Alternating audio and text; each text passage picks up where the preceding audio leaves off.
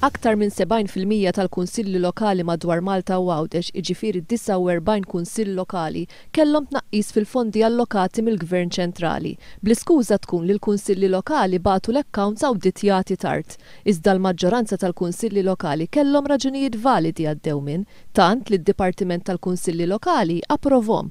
L-istqarrija tal-Partit Laburista tispjega li nofs il-kunsilli lokali bagħtu l-accounts mhux awditjati fil-ħin, iżda mbagħad ir-rapport tal-awditur wasal tard minħabba ċirkostanzi li ma kienx hemm kontroll fuqhom. Dan ifisser li ma kienx hemm nuqqas min-naħa tal-kunsilli lokali.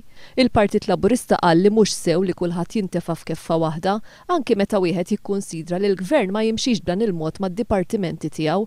Minkejja li bosta kunsilli lokali oġġezzjonaw għal dan it-tnaqqis u d-dipartiment kellu jidħol f'kull każ individwali, s'issa l-ebda kunsill għadu ma ħa risposta.